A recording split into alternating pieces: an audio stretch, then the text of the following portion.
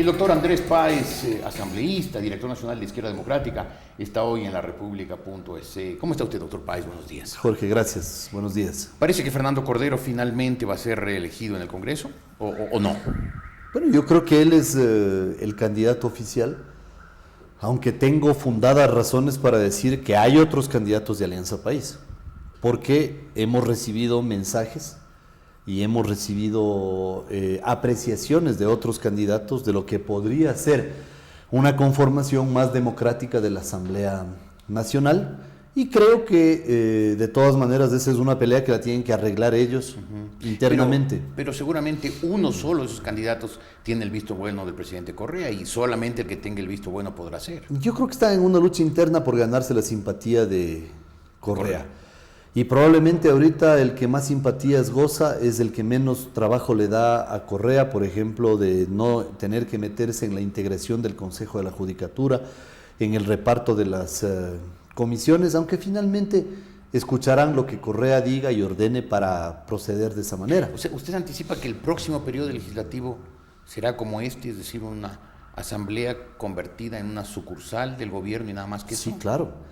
Eso es evidente. Pero no hay una posibilidad de cambio ahora que se ha visto que gran parte del país ya no respalda al gobierno. No hay una posibilidad de cambio porque ha habido un silencio verdaderamente funesto por parte del oficialismo. Durante todo este tiempo, Jorge, hubiéramos esperado que el oficialismo diga algo. Diga, a ver, que contesten pocas preguntas. La primera, ¿van a seguir secundando a esos funcionarios corruptos? ¿O van a permitir la fiscalización de la Asamblea para llevarlos incluso al pleno de la Asamblea y poder ahí enfrentarlos y hacer que rindan cuentas? Que Cordero conteste eso. Dos, vamos a repetir la estadística de estos 2 años. 92% de lo aprobado por la Asamblea tiene origen en el Poder Ejecutivo. 92%. ¿O es que Cordero ahora va a sacar de su congeladora los centenares de proyectos de ley de los asambleístas para que podamos ejercer nuestra iniciativa legislativa? Que Cordero le diga eso a la Asamblea. 3, que Cordero diga, van a ocupar las presidencias de la Asamblea conforme el 41% que ellos representan, o van a hacer lo que han hecho estos 2 años, presidencia, vicepresidencias, consejo de la legislatura y 10 de las 12 comisiones. Pero esas 3 preguntas y muchas otras se resumen en una sola. ¿Van a seguir haciendo lo que les ordena el presidente Correa? Sí, claro. Es que, ¿usted cree que la respuesta es sí? Sí, por supuesto. Porque si no fuera así, Cordero por lo menos hubiera dicho, aunque sea para conquistar alguna voluntad, ¿no? Miren, vamos a buscar esto, vamos a hacer esto. No. Él ha dicho, yo soy el candidato del oficialismo. Nadie mejor que Cordero para Correa, para presidir la Asamblea, porque Cordero ha sido un dócil comensal de Carondelet, que se ha asimilado a las órdenes de Carondelet y al quien le han entregado un libreto, y él religiosamente ha seguido esos libretos como un catecismo. Entonces Cordero no ha tenido ninguna personalidad para imponer al Congreso una agenda propia. Si usted anticipa que va a seguir siendo así, ¿anticipa también que eso podría desencadenar en la oposición un sentido de urgencia para ahora sí unirse o no? Yo creo que la oposición está unida desde una perspectiva temática. Creo que hay una conciencia cada vez más creciente de la necesidad de unir fuerzas y de enfrentar al oficialismo. Creo que lo de hace 2 semanas ya fue una primera muestra de que se puede conseguir eso. ¿Se refiere a qué? Al cambio del orden del día para imponer el tratamiento. Fue una tarde, una votación. Claro, eso duró por una razón, mayoría. Por una razón que yo la anticipé. Ese día no se decidía nada. Por eso teníamos esos 3 votos, pues. Porque ellos lo único que dijeron es aprovechar. Hoy no se decide nada, entonces votemos nomás con la oposición y así nos cotizamos mejor frente al gobierno. Es un asunto de cotización. Pero es evidente, pues.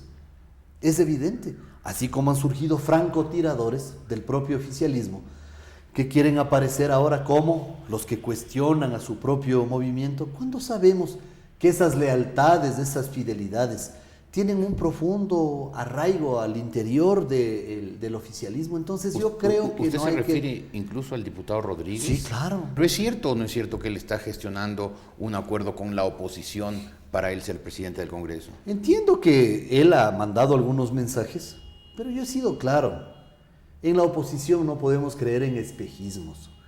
Nosotros no tenemos consulados, embajadas, cargos públicos para ofrecer, tampoco contratos en prefecturas, alcaldías, en organismos descentralizados. ¿Y el gobierno que tiene eso sí ofrece eso a los No diputados? sé si lo ofrezca, pero está en capacidad de ofrecer. Pero esos diputados que cambian de opinión y actúan tan sinuosamente, tienen que dar cuentas de sus actos y hay que preguntarles a ellos cómo así semejante fidelidad al oficialismo, cómo así se han entregado de cuerpo y alma al oficialismo. Cuando usted habla estos diputados que tan sospechosamente cambian de parecer, ¿incluye a María Paula Romo? No, yo creo que ella ha tenido una posición más objetiva, más abierta, pero sin duda su voto en la sesión del Consejo de la Judicatura fue un voto penoso, porque fue un voto cómplice para que el oficialismo pueda alzarse con la designación de la doctora Arias. Claro, ¿no? pero excluyendo esa votación, ¿usted la cuenta la doctora Romo en las filas del gobierno o en las filas de la oposición? Como la India María, ni de aquí ni de allá. Yo no veo en María Paula una posición definida. Siento que ella tiene una gran afinidad personal con el Corcho Cordero. Volvamos al futuro. ¿Usted ve alguna posibilidad de una integración de los partidos de la oposición, excluyendo el extremo izquierdo, o sea, excluyendo a Pachacuti y al MPD?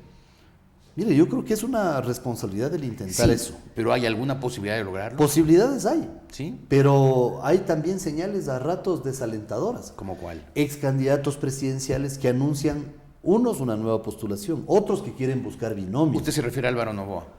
Por ejemplo, y yo no creo que, por ejemplo, el abogado Álvaro Noboa debería anunciar tan anticipadamente una candidatura, porque eso lo que hace es menoscabar las posibilidades de que por lo menos tengamos algo que a mí me parece fundamental para esa unidad, una agenda mínima. ¿Y usted ve alguna posibilidad, doctor Páez, que después de los reveses políticos que ha tenido el gobierno en las últimas semanas, empezando por el pobrísimo resultado en la consulta popular, afloje algo su actitud ferozmente represiva y persecutoria? El gobierno enfoca la confrontación como una herramienta de su quehacer político. Y no veo yo, por ejemplo, en Correa a un hombre que pretenda dialogar, a un hombre que quiera tender puentes. He tenido anteayer, Jorge, que leer 177 insultos que he recogido por diferentes medios y que todos corresponden a Correa. Algunos me los ha dedicado a mí. Sí, claro, claro. Y me honran, me enorgullecen, me siento muy orgulloso. Y los que no estén en esa lista que ya está publicada en mi Facebook, les ruego que me sigan dando. 177. Sí, y con los insultos que me mandó utilizados por Correa contra quienes lo critican o lo cuestionan. Sí, pero 177. Todo tipo de insultos. Y a mí me apena mucho tener que decir que eso ha sido pronunciado por el presidente de la República. Jorge, Claro. Michelle Bachelet, ¿alguna vez cogió un micrófono para hacer eso? Nunca. Lagos, Jamás. Lula, Tabaré Vázquez en el Uruguay. O sea, gente es así de izquierda, ¿no? Claro. Jamás coger un micrófono para insultar, para denostar, Claro. para ridiculizar a sus adversarios. No tenemos una persona que con una dosis de equilibrio, de ponderación, esté pensando en el futuro del país, no. Está pensando en que solamente el nombre de él vale 80 millones.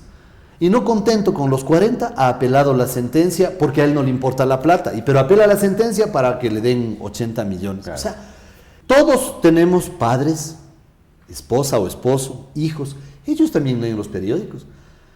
También ven la televisión, también escuchan la radio. ¿No tenemos honra? Claro. ¿Solo él tiene honra? O sea, Parece solo que él se cree en el derecho de Yo le diría, doctor defender Páez, que su honra y de paso doctor hacerse Páez, millonario. Yo le diría, doctor Páez, que en el Ecuador sí. En el Ecuador actual, lamentablemente, la única honra que parece importar y que le parece valer es la del presidente de la República. La honra de los demás ecuatorianos no vale nada y se la puede pisotear. Y por eso esos 177 insultos contra todos los demás, simplemente por haber cuestionado. Porque yo, por ejemplo, no lo ofendí jamás al presidente, nunca me refiero a él en términos injuriosos, ni lo haré jamás. Ni yo, pero igual me ha dado. ¿No? A mí Doctor me dijo limitadito. Pero bueno, me siento orgulloso de que también a Vargas Llosa Llosa lo equiparó con Vargas ¿Pero Llosa. qué se viene, Jorge? El tema de los jueces.